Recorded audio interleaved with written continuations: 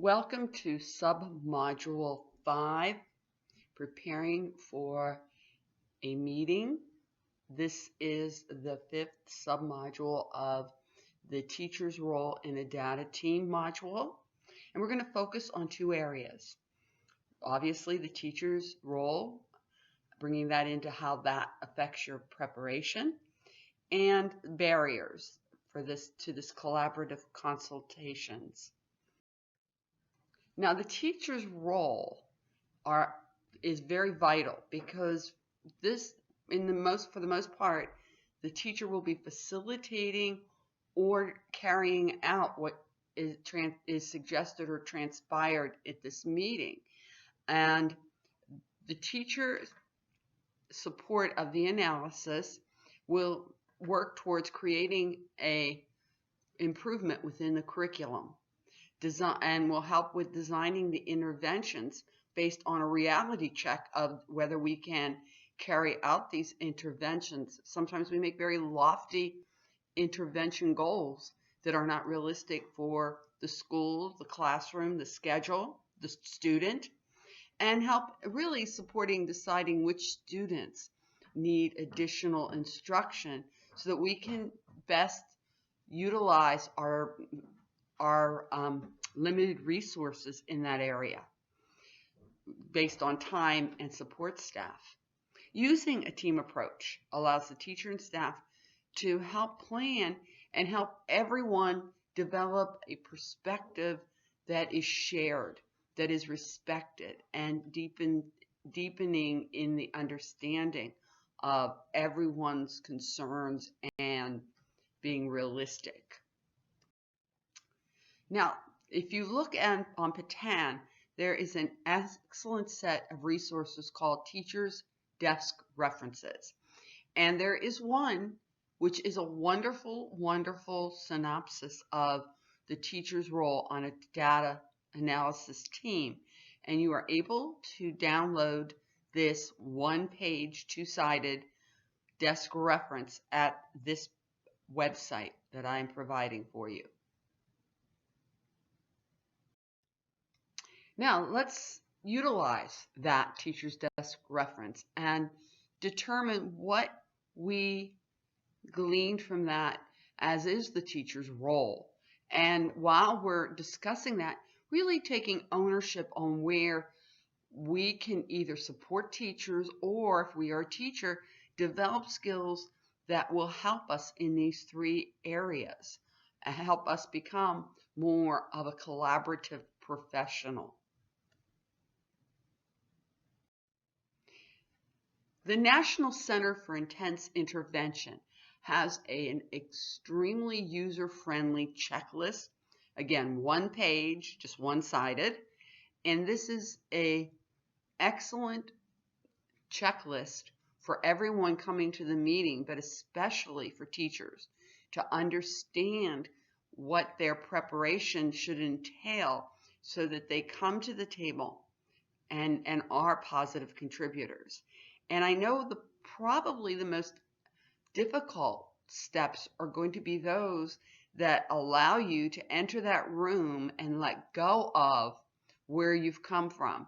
Because I have sat on many consultation teams and have become very familiar with the scenario of a teacher running in from playground duty or bringing her lunch or his lunch in because this is like the 10 minutes they get or the half hour they get.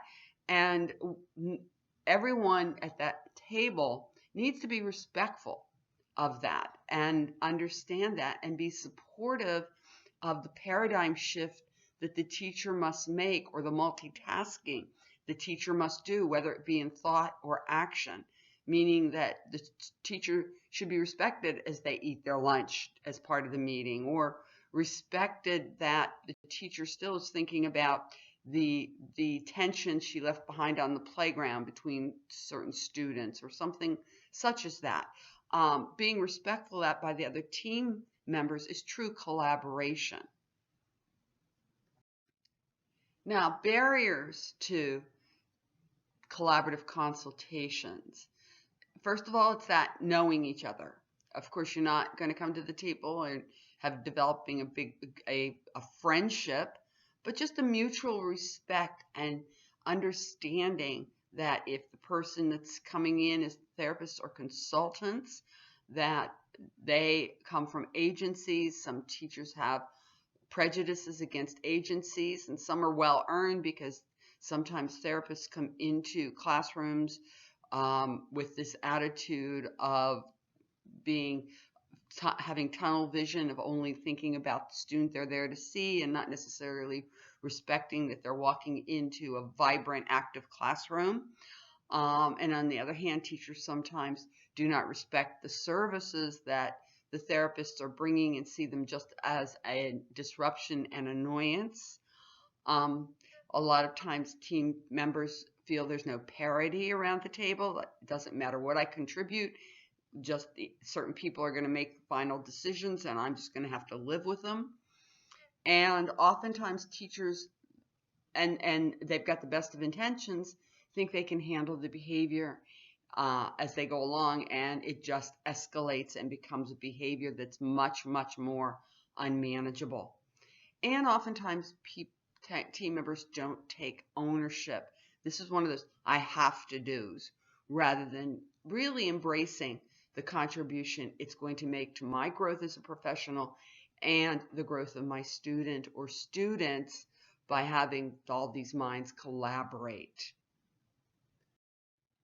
Now, looking back on these 4 barriers that we just briefly went over, what suggestions can you offer for yourself or for others? And reflecting on those times that you had one of those barriers and it dominated the activity of the group you were in and created for you an unhealthy participation. So what are some suggestions for yourself, some strategies for yourself and for others that can help? Perhaps you have some idea of how the leader of the team, perhaps the principal, could have had some type of strategy or format that would have alleviated the tension or allowed people to relax, or some icebreaker.